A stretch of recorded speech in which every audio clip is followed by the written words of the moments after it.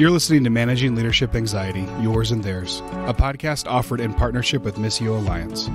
Each episode, we discuss internal and relational pressures, how they block effective leadership, and how we can move through them to a greater health. And now your host, Steve Cuss. All right, friends. Well, our Aussie season continues with an incredible guest today, Dr. Wes Beavis. Wes is coming on the show to talk very specifically, and I think as you listen in, very profoundly about ministry burnout, what it is, the signs of it, and most importantly, how to prevent it and how to get help if you're in it or through the other side. This topic, ministry burnout, is Wes's expertise. His book is actually called Let's Talk About Ministry Burnout. I'm going to put a link to the book and Wes's website in the show notes. You can get him at drwesbeavis.com. Interesting thing about Wes, people often with Aussies, they think we all know each other. And what's pretty freakish is when you're in a particular stream of churches and an Aussie, you actually do know of each other at least. And I've known of Wes since I was a teenager, actually just a year or two after I came to Christ. I remember going to a concert at the Whitford's Church of Christ in Perth, and this rap performer was doing a concert, and it was Wes Beavis. His dad, as it turns out, was one of the former ministers at the church where I came to Christ. And so Wes comes from a ministry family. He has been in the local church ministry for decades. He's planted a church. He's been a university professor. And he most recently got his doctorate from the Chicago School of Psychology, applied clinical psychology. Wes himself is a therapist. He has a private practice in California, but he's also available for anyone in ministry through Zoom and Skype. He's the guy to go to when you're in ministry and you're needing help. You can go on his website. Again, the link will be on the show notes, and you can actually take a burnout assessment. Wes's PhD was in burnout for people in ministry. This is his field. This is his expertise. So we start by talking about burnout, and then as you listen, Wes gets, I think, delightfully and helpfully personal, sharing some of his own stories, and of course, surviving and thriving through my gauntlet of anxiety questions. Here's the interview now. You did your doctorate and your dissertation on people in ministry and burnout, and then you actually recently released a book, really that's more accessible for all of us, on this very topic of ministry burnout. I think we're seeing this is a rampant plague right now. Could we just start by you defining burnout for us? Burnout is a debilitating condition that erodes a pastor's energy levels, confidence, and ministry effectiveness. And is it possible, in your opinion, for a pastor to go through decades of ministry and not have to deal with either burnout or approaching burnout? Like, can somebody ever be above it, or is it a threat to every one of us in ministry? Well, Steve, if I could just come from a little bit of history with me, my first two ministries, and this is how I actually ended up becoming somewhat of a specialist in this field, is that my first ministry was tremendously successful and exhilarating. My second ministry was here in the United States. My first one was in Australia, and it was just as exhilarating. Goals were being exceeded, and people were coming to Christ. Church was growing, lots of great things happening. And so I just thought that that's how ministry happens. Excuse me. I just thought that's how ministry happens. You give it everything you've got, and then there's a great harvest. And then my wife and I had this idea of let's take what we've learned, let's take our experience, and let's go plant a church. And that was the beginning of my journey of realizing that I was not in any way special, that I was not in any way impervious to the normal experience of people and capacity to burn out. I have a saying, Steve, you've got to. It's important to lead with purpose. It's important to lead with passion. But if you don't lead with well-being, your purpose and your passion will drive you into burnout. And that was certainly my experience. I just, I would take the great verses of Scripture, do not become weary of doing good, because at a proper time you'll reap a harvest if you do not give up. And so, whenever a warning light would come up on my dashboard saying, stop and check your engine, I would just tape that Bible verse over it, that, and I can do all things through Christ who strengthens me. And I learned that, yes, I can do all things, including drive myself into a state of burnout by overriding these signals and mechanisms that God put in place to warn me that I needed to make adjustments. And so having had that really traumatic experience, it was certainly an existential crisis. It really challenged everything from my theology, my view of God, how he responds to his servants. So I went on this really long journey that led me back to graduate school. I ended up getting my master's degree in marriage and family therapy. That helped me to understand the systems component of churches and families. And, ultimately churches can be just one big extension of your family. And then I was compelled to go on and do my doctorate. And even though I did my doctorate at a secular psychology school, they were quite open to me studying the subject of ministry leaders as it relates to stress and burnout. And so I spent 8 years doing that, becoming somewhat qualified to be able to research and be a spokesperson on the subject. Yeah, qualified from personal experience and qualified from study. Let's go back to that church planting era, Wes. I do find it fascinating, when a young leader has some upfront gifts and some leadership gifts and then some early success. It can be pretty brutal the first time they hit a brick wall. Could you just give us a narrative around you're planting that church? It's the first time there's been a significant struggle where things aren't, really flying well. What was going on in your inner world? Well, from a clinical perspective, I was becoming aware of my narcissism. Okay. Because, Steve, I thought I was pretty special. Yeah. I'd had, as evidenced by the fruit, I would exercise my spiritual gifts and the church would grow.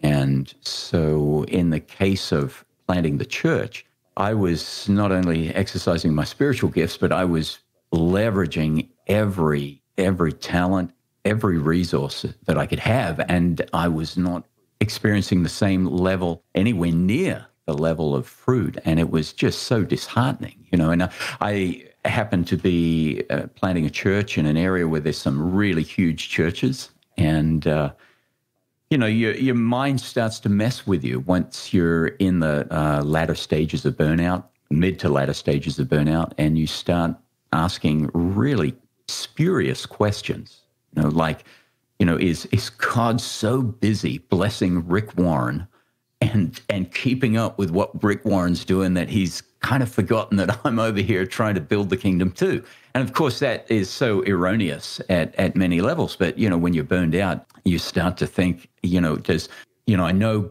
God loves me because he says he loves me, but I'm not sure that he really likes me. Is he a little bit embarrassed that, I'm starting a work in his name and it's not successful? And of course, that is all the product, the outworking of somebody who's experiencing the latter stages of burnout. Yeah, and Wes, you mentioned the latter stages. You've actually identified 6 stages of burnout. Would you mind just walking us through those 6? Yeah, absolutely. 3 of the stages are common and borrowed, if you will, from the burnout literature and studies that have been done of, people helping professions right across the board. And the first one is emotional exhaustion. And it's one that pastors, it's the first stage of pastor burnout. It's the first stage of any professional burnout. It's that place where you're just so depleted, you can't think straight. Does that mean you're burned out? No, that's just a symptom. and it's the initial symptom, and it's there to be listened to. It's there as a warning signal. But I did, as well as so many other pastors, just kind of ignore it and spiritualize it. I'm under attack. And then there's a whole lot of platitudes that Christians use, that I'm not sure that firmly rooted in the Bible. Maybe not, but it's always darkest before the dawn, and God is a God of the 11th hour. He will exhaust your resources, and then He'll come through, and display His glory, and all of that stuff was really not helpful at that time, and because you're experiencing a sense of shame. And so you move into a second stage, which you start to think negatively. Not only do you think negatively, but you're in that space more frequently and for a longer duration. So, a normal person's, a normal ministry leader's experience, a normal leader's experience is to, be thinking positively most of the time, but, have a few moments of negative thinking, maybe a season of feeling negative, but there's a point where it flips, where you're actually more in the negative space, with the occasional seeing the sunlight, but mostly in a negative space, and that becomes the deterioration of your thinking. That part of your brain starts to shut down. You move into the third stage, which is you're being more influenced by depression, anxiety, panic, and you lose resiliency. Things that you once were able to handle in ministry really get to you. I remember one pastor that I was counseling came in and he said, I've come to see you because I'm manifesting behaviors, particularly anger, that is so not like me. He said, I had somebody in my church come with a difficult thing, but it was a relatively, small thing. But he said, I almost bit their head off. And he said, well, it's certainly, it's not me. And it's certainly not like Christ. And so your resiliency, so you've got more emotional instability happening in a depression setting, in anxiety, and then you have a loss of resiliency, a loss of personal disciplines. That's when your exercise regime goes out the window. It's when you start gaining weight. It's when you start medicating yourself with chips and salsa. Not that there's anything wrong with chips and salsa, but when you make it a medication, it can be problematic. And it's also, the discipline slip is manifest in what you're looking at online, what you're clicking around with. Normal firewalls that have been there have become no longer impervious, and you start, crossing into gray areas. You lose that discipline over your internet behavior. So, and then you move into the next stage, not wanting to be around people. That's common with other helping professions. Isolation. The great biblical example of that is Elijah. After he'd had a great, outpouring of emotional energy, he experienced an anxiety episode which drove him into the back of a cave, fully isolated from anyone. And then number 5, the fifth stage is diminished work effectiveness, and it makes sense, doesn't it? I mean, when you're emotionally exhausted, when you're thinking more negatively, when you're not feeling great about yourself, your disciplines have slipped, your emotional stability is all over the place, you're not wanting to be around people. Well, as a pastor, you're not going to be effective when you're manifesting all those symptoms. And then finally, the sixth stage, which is the most insidious stage, is when you start questioning, existentially questioning, the meaning of life, your call to ministry. You're asking questions like, you're telling yourself. You've got inward conversations. I'm a failure. Who would want me? If the church knew, what I was thinking right now, they would fire me on the spot. I don't know where God is. I don't think God particularly cares for me or likes me. So at that point, you're thinking, all those, that type of thinking, it's an identity impairment, and it's a complete loss of confidence of who you are in Christ. And you'd ask yourself that, well, how does a pastor, think those thoughts? Well, when you understand it through a clinical lens, the part of the brain that is responsible for higher order executive functioning has shut down by that point. You've retreated into your limbic system.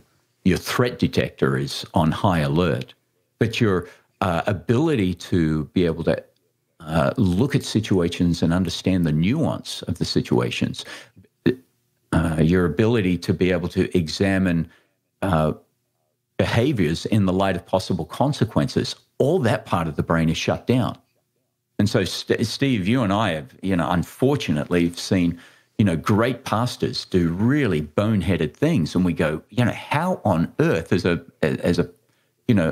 person of God capable of thinking that or even doing that? Well, the part of the brain that examines behaviors in light of consequences has been impaired so dramatically at that point. Like half the brain is shut down. And so with that being the neurological experience, then, weird things happen. And pastors, in my clinical experience, I've proven this with 100% certainty. And I will argue with anybody on this reality and this discovery. Pastors are 100% human. Therefore, they are susceptible to the range of human experience.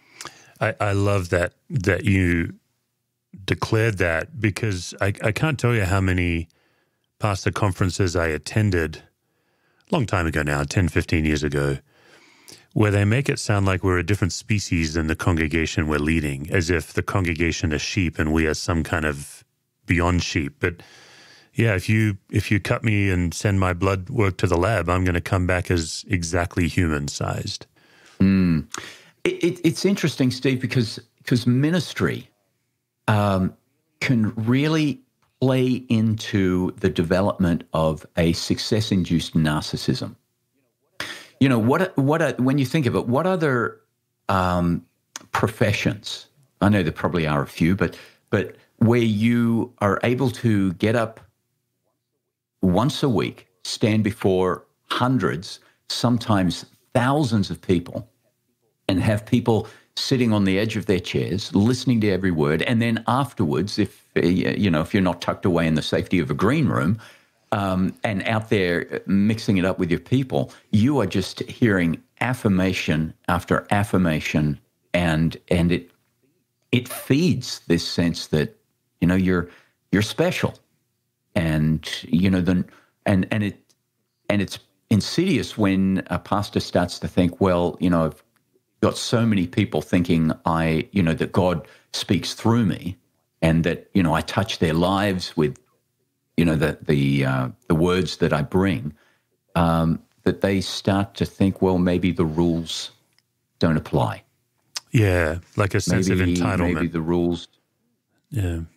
Yeah, absolutely. The normal rules don't apply to me. And that's why we have, and I'm not going to mention any names, we've had some really formidable people in the United States who have had, after decades of incredible successful ministry, find themselves in a moral predicament because they felt that there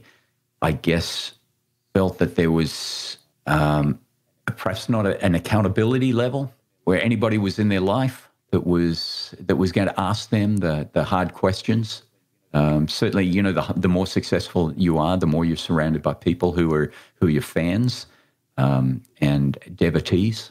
And sometimes pastors can step into the fire or get so close to the fire, and because they've got that, they're experiencing that success-induced narcissism that just gives them that little sense that, maybe the normal rules don't apply. I'd like to get your take on this too, Wes. I think the other side, first of all, I think absolutely what you just said, the idea that you can get on a stage, open the Bible, and have the audacity to so-called speak for God, that is that can be deadly on the soul. The two areas I'd like to take this and get your take on is, one is when the pastor's faith starts shifting and their private faith there's a growing gap between their private faith and their public proclamation of the faith. I'm sure you've run into that. What's a pastor to do when their own faith is going under a shift, but they feel obligated to represent the cause? What's happening is they're becoming unintegrated. And inevitably, there is a bill to pay for that. You will pay. When you become incongruent, when your private experience of faith is becoming estranged from your public presentation of faith.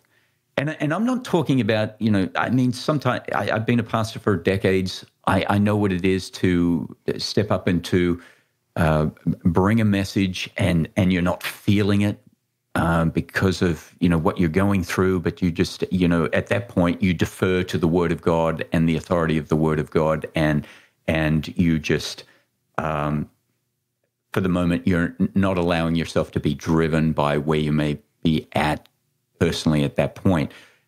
That's one thing, and that's okay, as long as it doesn't become the trajectory where you are the trajectory that ends up where you're projecting something that ultimately is not a representation of what you're experiencing personally.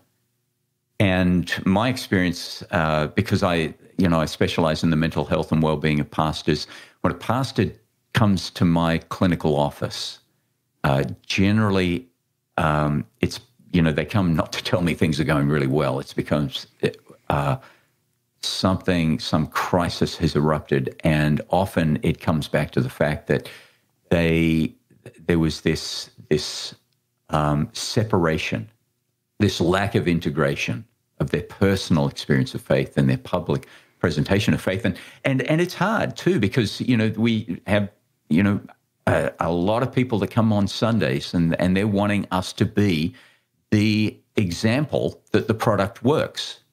And so we feel that pressure that, regardless of what I may be feeling internally, I've got to be the shining example that this stuff works. And a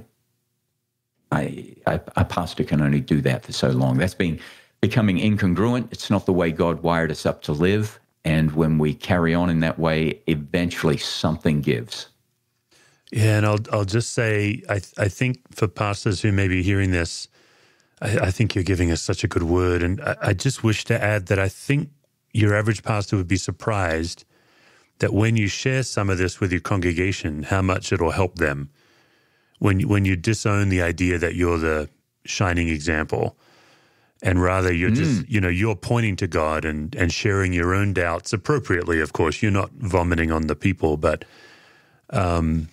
because the people in your church have doubts too.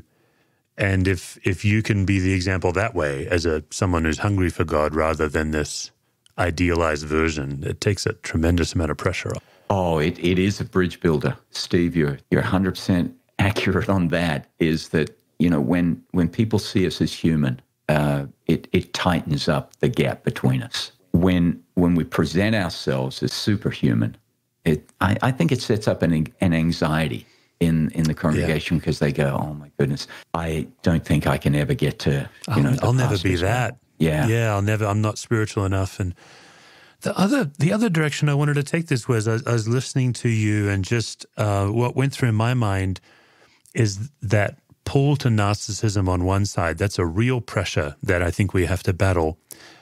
But you just mentioned offhand, and I know what you're referring to. You said, if a pastor isn't hiding in the green room and they're actually out among their people.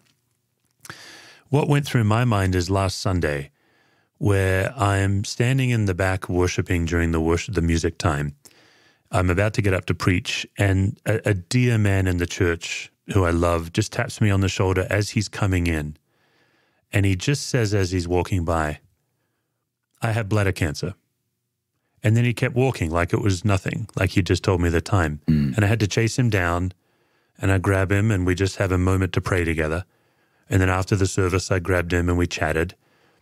But also after the service, someone came down front because their brother is drinking himself to death, and what resources does the church have, and can we pray? And I think the other pressure, Wes, is any one of these situations, if I wasn't a pastor, would probably rock me just as a everyday citizen, that somebody I know and love has cancer, and that somebody I know, their brother is drinking themselves to death unless someone helps. But there is something about being on church staff where you can, if you're not careful, you can get numb to the weight of human pain. Or the other side is you can feel it too deeply. Could you talk to us about that? What's your take on that? Oh, absolutely. And in my book, Let's Talk About Ministry Burnout, I address this very issue. And it's where, stage one, the first symptom, emotional exhaustion, ministry, it will provide ample opportunity for you to become emotionally exhausted if you maintain connection with your people. Now, I know that it's curious to me that you would think that personality temperament that would be most represented in pastors would be extroversion. Drawn to people, we like to minister to people, we're energized being around people. But the statistics, the data shows that most pastors, and in fact, one study with over 3,000 clergy indicated that 62% of all pastors are introverts. So that, to me, says that 62% of all pastors would much rather hang out in the green room. Come out to stage once and I see this, and I still can't quite wrap my head around it, but I can understand it from a neurological, psychological perspective. But some pastors don't come out until halfway through worship because they want the auditorium to be full. And then once they're done ministering, given the altar call of however traditionally they do things, then they just make their way back into the green room. And then some have a special exit from the green room straight to their car, and they are able to come and engage people in a proclamation level, but never actually be in a situation like you were, where somebody within the congregation had access to come and just unload that on you. So there's a continuum, there's a spectrum here. And I learned this in my clinical doctoral work, where you can be detached and preserve your emotional energy. That is the pastor that, comes out of the green room, preaches, goes back into the green room, into the car, drives home. Or you can have the pastor that is the first to arrive, meets everybody as they come, hears everybody's story, gets up, preaches, goes to, as people are leaving, they're listening to, getting an update on every family's life, at least the ones that they talk to. And that is just, an opportunity for you to be so in that, that the level of drain from your emotional fuel tank is very high. So I didn't learn this until I was doing my clinical studies as a doctor of psychology. They said and they talked about having both feet in and both feet out. And they said, you can't be both feet out as a clinician because people will sense your detachment. Yeah. And you won't be able to engage them empathetically, and people know it. And people may play the role, but at the end of the day, they're not going to come back to you because they just feel the coldness. So it's both feet out. Both feet in is the other end of the spectrum. and that is where you are so involved, almost enmeshed with everybody's life, and you feel as deeply as their family members, and you are in it with them every step of the way, and you're really, you insert yourself, especially when they're going through a crisis, you insert yourself as a, systemically as a member of the family. And, my doctoral professors said that's what's being both feet in. And the problem with that is that you start to lose objectivity. And when you lose objectivity, then you lose your capacity to be able to engage them in a healthy way. And so they were continually, I remember one professor in particular saying, you just got to be 1 foot out, 1 foot in, 1 foot in, 1 foot out at all times. Sometimes shifting your weight to the 1 foot in, sometimes shifting your weight to the 1 foot out. And some people would think, well, isn't that being half committed? And I would say, no, that is being appropriately committed for the sake of them and for the sake of your longevity in the vocation that you've been called to. Case in point, you and I have flown enough on airplanes. We know the drill. Put the oxygen. If you're traveling with children, put the oxygen mask on yourself before giving it to them. It's in the theme of that. The reason why we put the oxygen on ourselves, because very quickly our brain becomes oxygen starved and then we become disoriented. And so I think when we are so both feet in and not tending to our own emotional needs and filling up our emotional tanks, putting our needs, our self-care at the end of the priority list, when we're both feet in, we put ourselves in the potential of becoming disoriented. And once you become disoriented, that's going to impact your relationship with your family, your spouse, the other church members.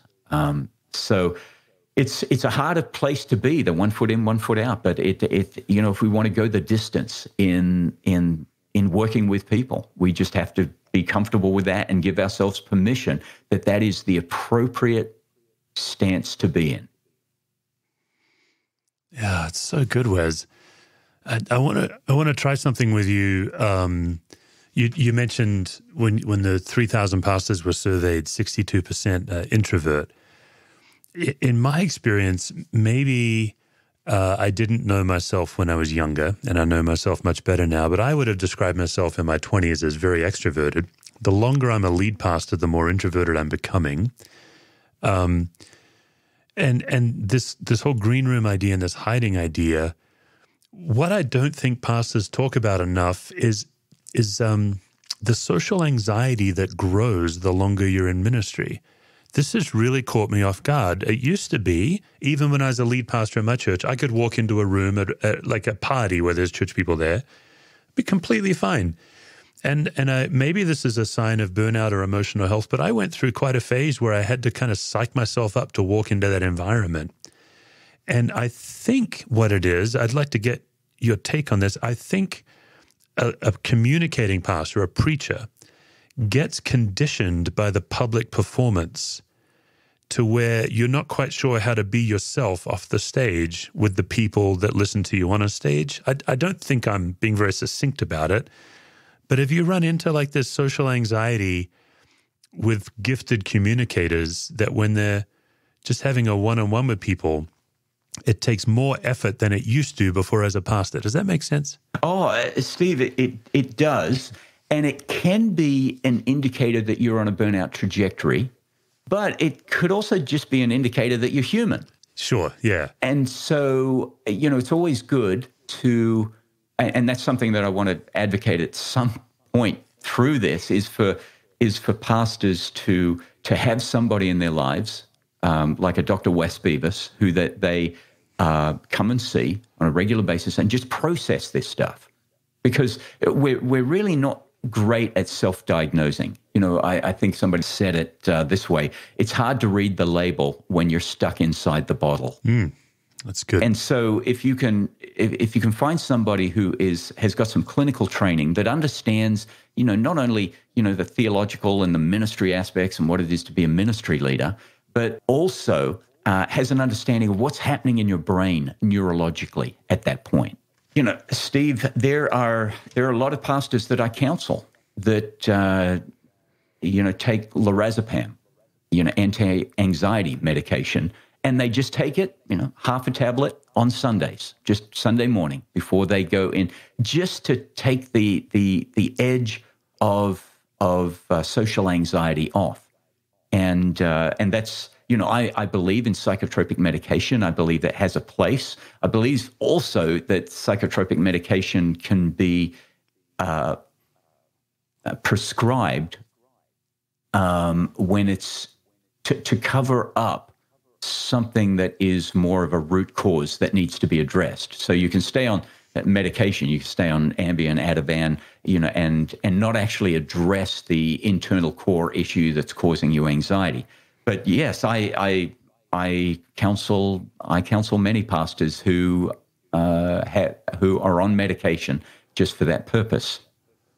Yeah, and I think also it's also just the drastically different skill set required. I've really tried to analyze what it is, because I was quite caught off guard. It was 8 or 10 years ago when I'm like, why am I afraid of walking into this room, or why am I afraid of preaching and then coming down front and being ready to listen to people one-on-one? And in a related topic, when we were smaller, it was usually me and our worship leader that managed the announcements, and we'd always rock, paper, scissors on who had to do it. And he would make the case, and he's not wrong. He said, look, going from being artistic and musical, that skill set, to suddenly at the end of a song becoming a speaker is a big shift. It's very difficult to do, to have a guitar and lead people in this musical experience and then suddenly become like the MC. Therefore, he's saying, you should do them.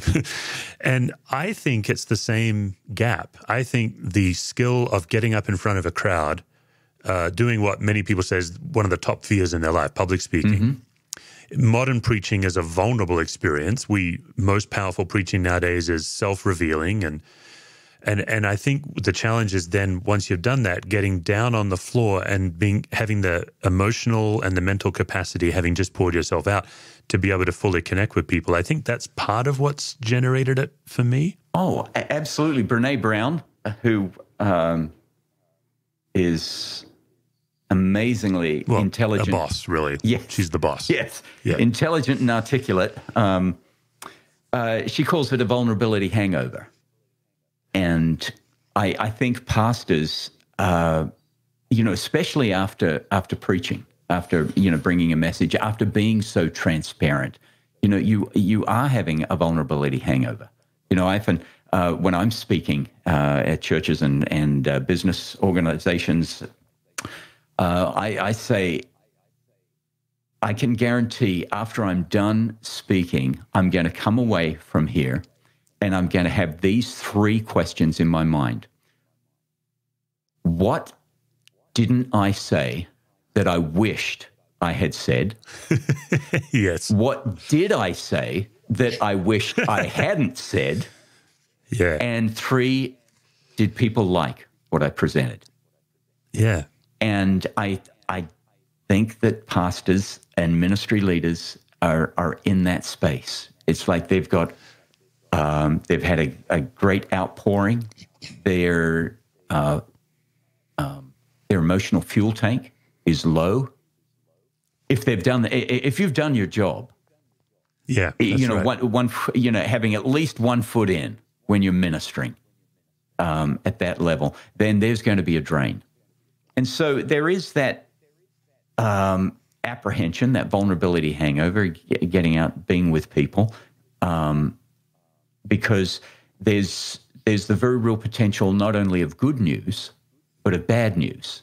Somebody saying something that troubles your spirit. maybe saying, thank you, Pastor, for sharing that, because my wife has just been diagnosed with this, and you take that on, and you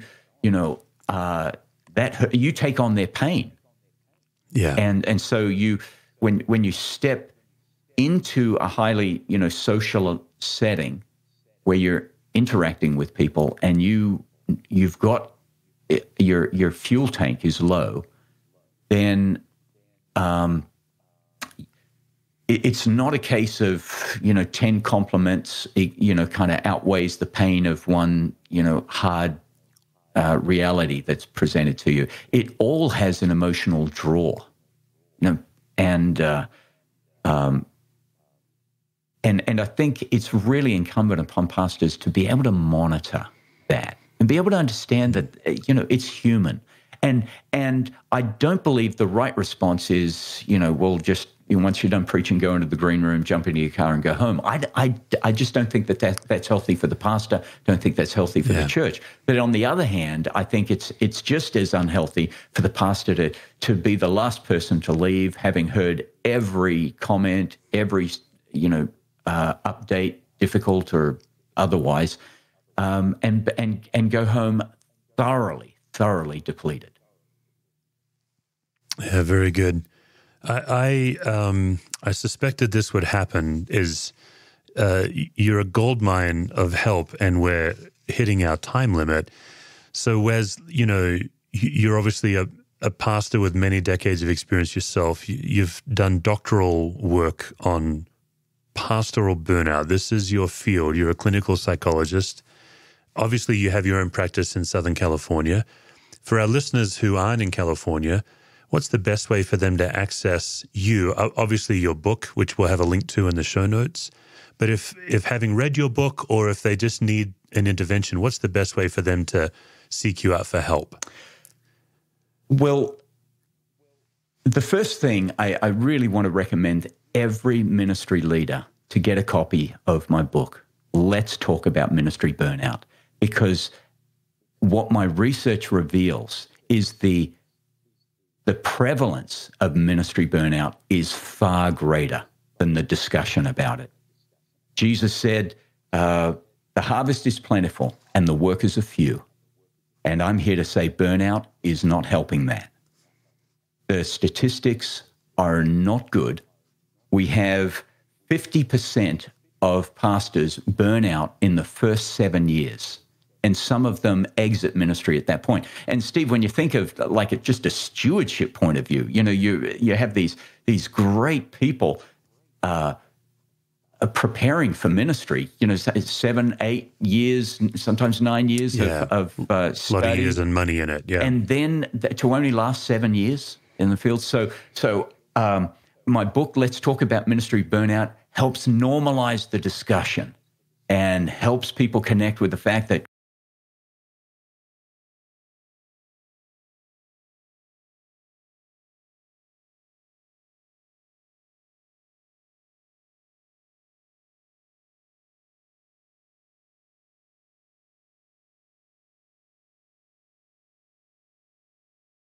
pastors are 100% human, and if put under enough stress or boredom, because boredom is a form of anxiety, pastors will start to make errors of judgment and mistakes in their thinking. So let's get the discussion going. So Let's Talk About Ministry Burnout can be gotten only on my website, drwesbeavis.com. So that's the first thing. I think everybody should read the book and just come up to speed with the research on what it takes to have well-being as a ministry leader. And then for your listeners out there, I consult with pastors all over America with the great benefits of Zoom and all the other platforms. I have the ability to be able to connect with pastors in every other state in America. And I'm happy to talk to any pastor who wants to connect with somebody who has decades of ministry experience, so I understand their journey, but I also have the clinical bolt-on piece that can help them. So even though if you've got listeners in Southern California, I'm here. We can sit down face to face, but otherwise, I am available over Skype, Zoom, phone call, what have you. And I I work with pastors all over America.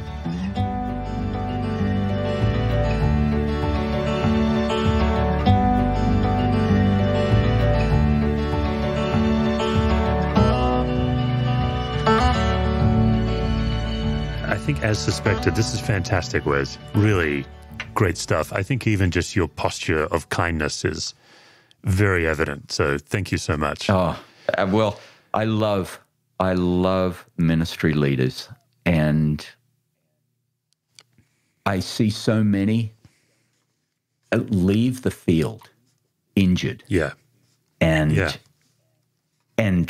the unfortunate thing with pastors, when they leave the field injured, it creates a secondary injury. Yeah, that's right. Which can be even more wearing on the soul, because they start to conceptualize themselves as, I wasn't enough. Yeah. I was a failure in ministry. And so I want to do what I can, and along with what you're doing, which is amazing with your podcast and your ministry at the local level and national level, going all over America, speaking yourself, I want to keep pastors healthy. Because if they're healthy, then their churches can be healthy. Their families can be healthy. Communities can be healthier. So, yeah. So let's jump into, if you're ready to brace yourself like an Aussie, let's jump into my gauntlet of anxiety questions. All right. All right. So we always start with the first question. I find it helpful for people to first pay attention to where chronic anxiety shows up in their body. So if you had to choose, where does anxiety start for you, Wes? Is it a spinning mind, a racing heart, tightening gut, or like a clenched muscles?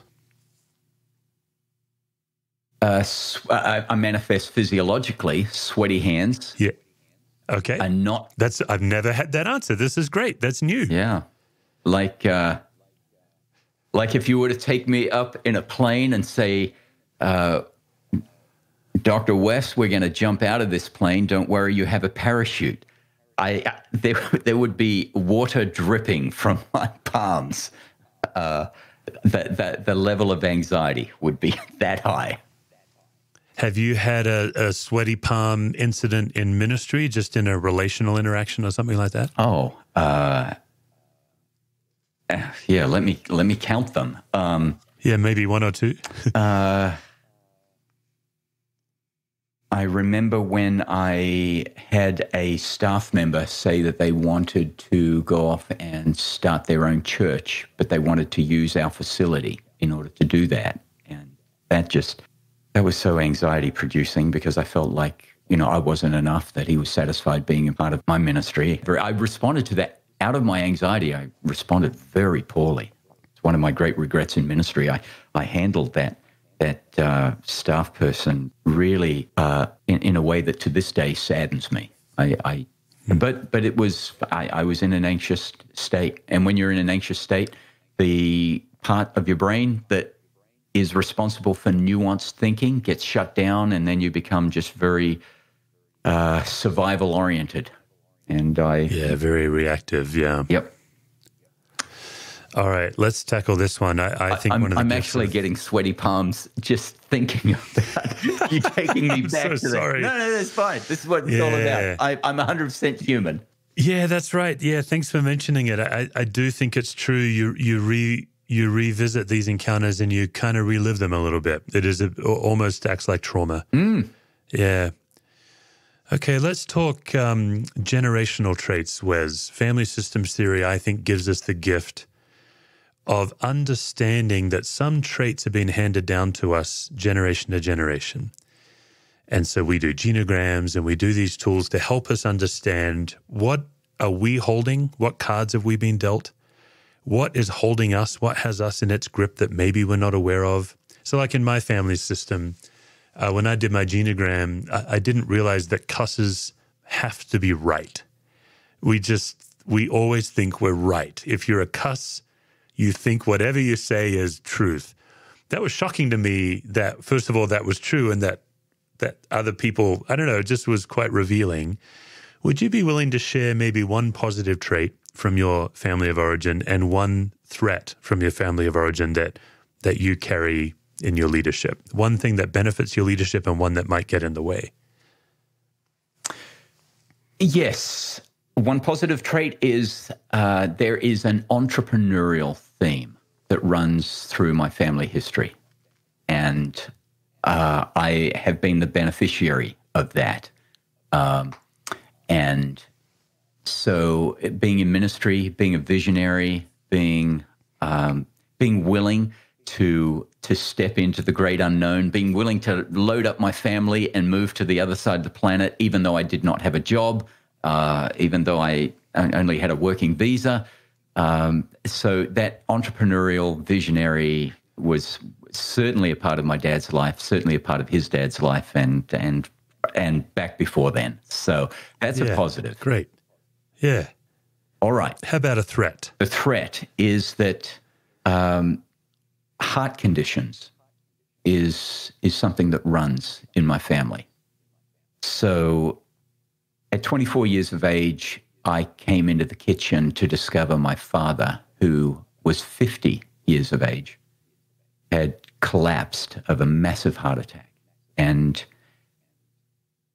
passed away.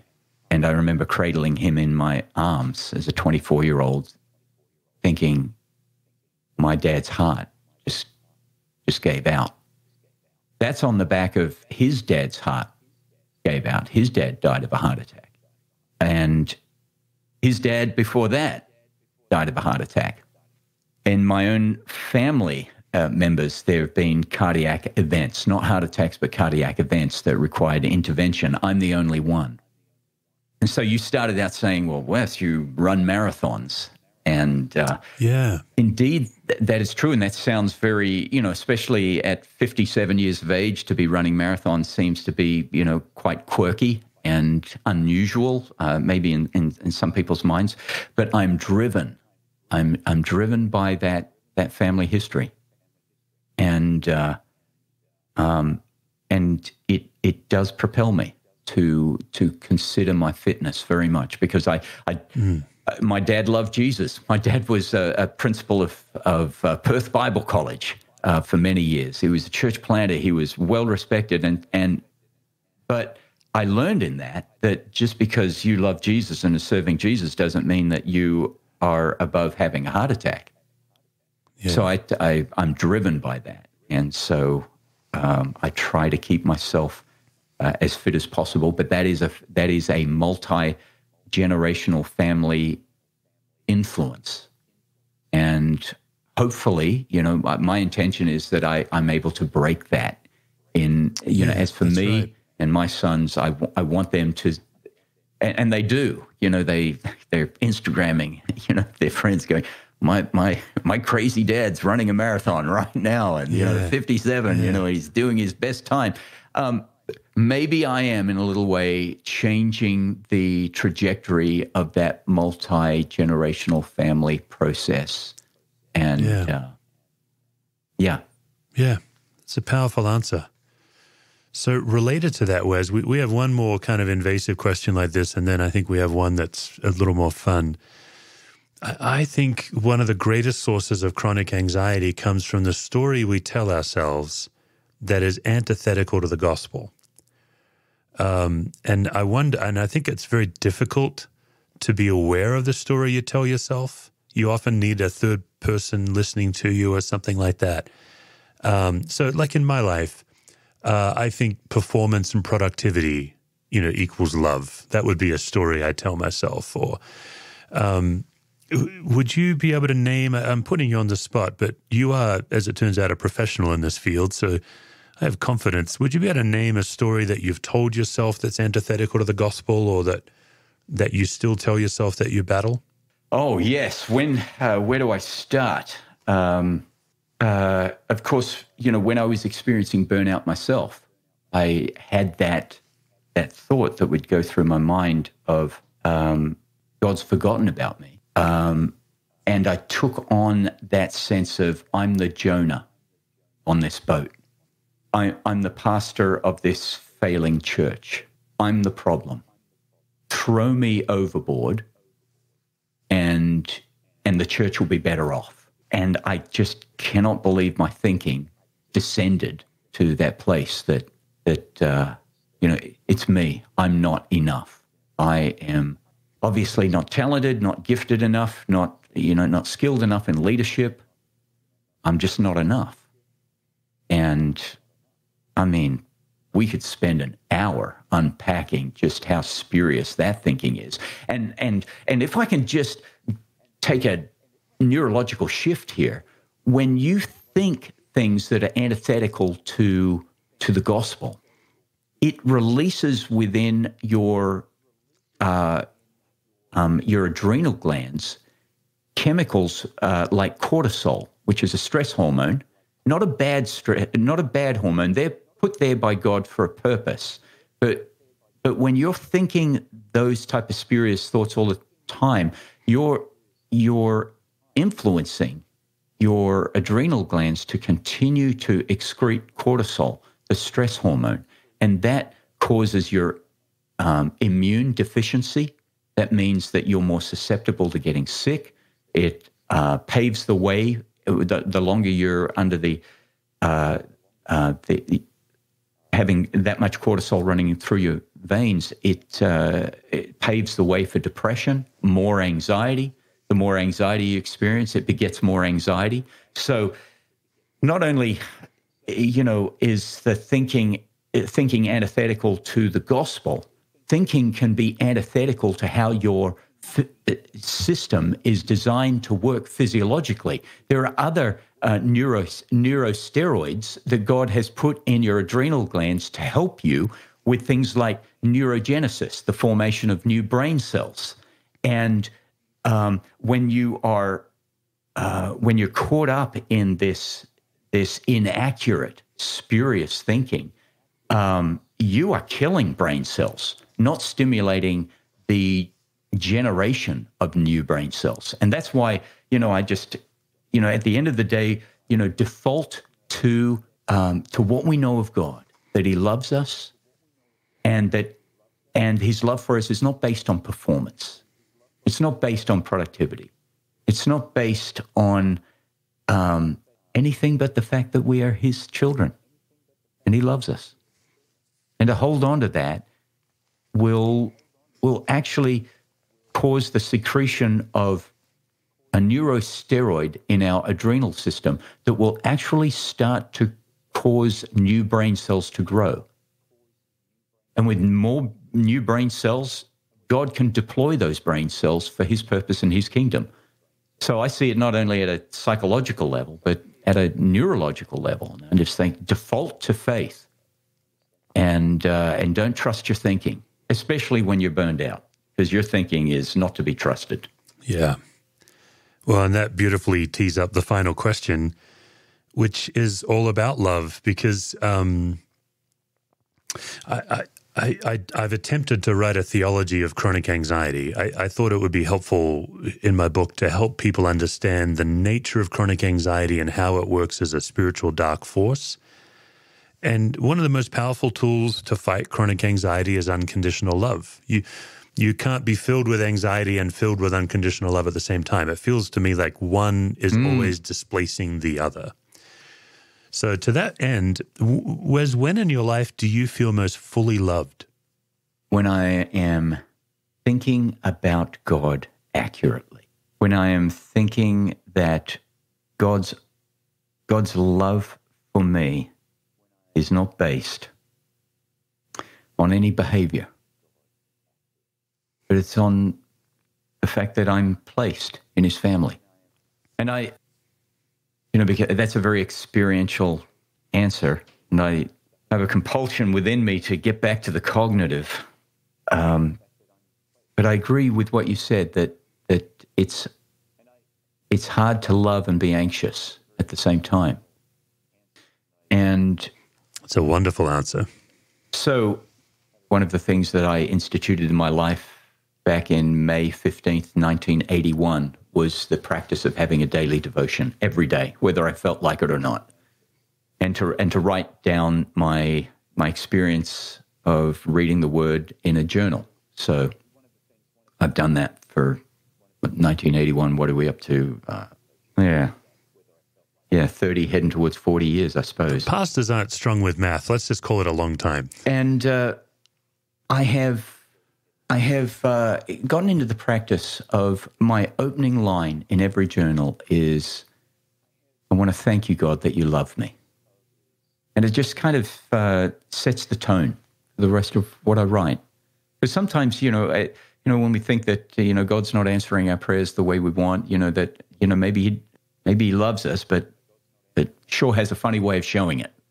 But just to start from that point, thank you, God, that you love me.